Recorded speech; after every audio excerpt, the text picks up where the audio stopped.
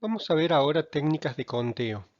Si bien las técnicas de conteo no son específicamente de la probabilidad, nos ayudan a resolver muchos problemas.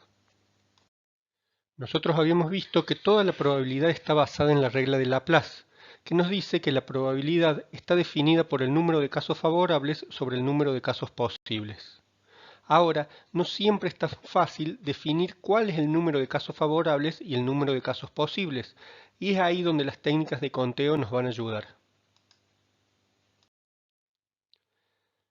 Las técnicas de conteo son un ordenamiento de los elementos de un conjunto. Ahora este ordenamiento puede ser de dos formas. Una que se llaman permutaciones, que son las que el orden de ese conjunto que yo formo me importa. Supongamos que yo tengo un conjunto formado por el 1 y el 2, en las permutaciones el 1,2 va a ser un conjunto y el 2,1 va a ser otro conjunto, porque me importa el orden. Y las combinaciones donde el orden no me importa. Volviendo al mismo ejemplo, si yo tendría un grupo con el 1 y 2, el grupo 1 y 2 y 2 y 1 en realidad es uno mismo, porque a mí no me importa el orden en el cual están los elementos dentro de este conjunto. A su vez, nosotros podemos definir, aparte de si son combinaciones o permutaciones según me importa o no me importa el orden, también puedo definir si los elementos se pueden repetir dentro del conjunto o no se pueden repetir. Entonces, cuando el orden no me importa y sí se puede repetir, voy a tener una combinación con repetición. Si el orden no me importa y no puedo repetir, voy a tener una combinación sin repetición. Así es, si el orden me importa y se pueden repetir, voy a tener una permutación con repetición, y si el orden importa y no se puede repetir, voy a tener una permutación sin repetición. Estos son los cuatro casos distintos que se pueden dar en las técnicas de conteo. Vamos a ver de entenderlos ahora estos cuatro casos. Supongamos que tenemos un grupo de tres elementos, definí los elementos A, B y C, y queremos hacer grupos de dos elementos. Si yo les dijera cuántos grupos podemos armar, y acá hay que decir depende. Depende si se puede repetir o no se puede repetir un elemento, y depende si me importa el orden o no me importa el orden en los grupos que yo quiero hacer. Entonces voy a tener combinación sin repetición, combinación con repetición, permutación sin repetición y permutación con repetición. Fíjense que en combinación sin repetición voy a tener únicamente tres grupos distintos, el grupo AB, AC y BC, porque el grupo BA no tiene ningún sentido porque como no me importa el orden sería el mismo grupo y como no puedo repetir elementos no tengo ningún grupo más. En cambio en combinaciones con repetición tengo esos mismos tres grupos pero le sumo los grupos en donde yo repito A, BB y CC. En cambio, cuando me voy a una permutación sin repetición, voy a tener los mismos tres grupos de la combinación, pero como ahí sí me importa el orden, el grupo AB y el grupo BA son grupos distintos. Entonces voy a tener todos los grupos BA, CA y CB que no tengo en la combinación. Y por último, en la permutación con repetición, voy a tener los grupos AB y BA, AC y CA, BC y CB, y a su vez voy a tener los grupos en donde se repiten los elementos.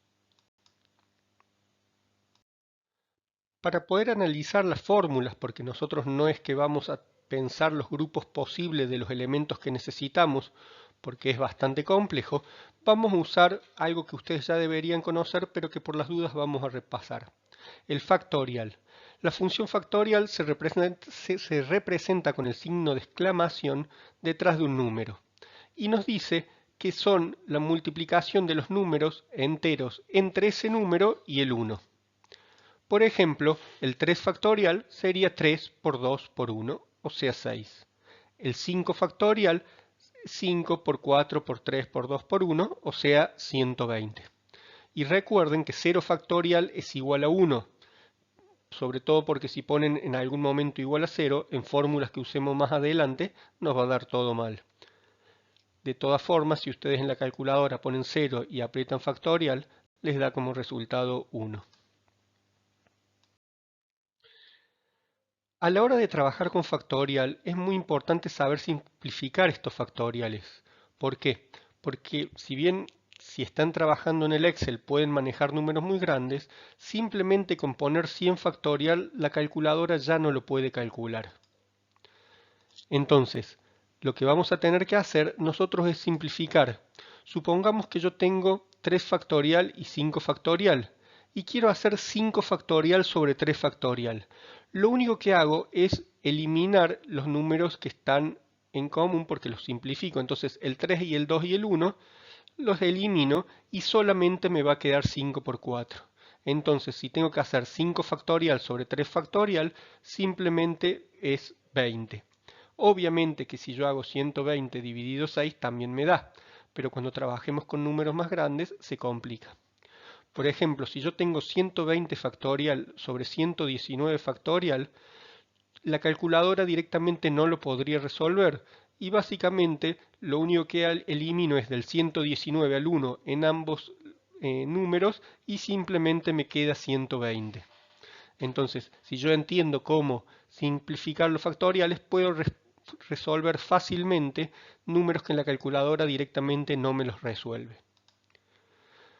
Fíjense que el 10 factorial ya es 3.628.800 y si quiero hacer 10 factorial sobre 8 factorial, si bien lo podría resolver de esa forma, simplemente los números que me quedan simplificando del 1 al 8 en el 10 y en el 8 me queda 9 por 10.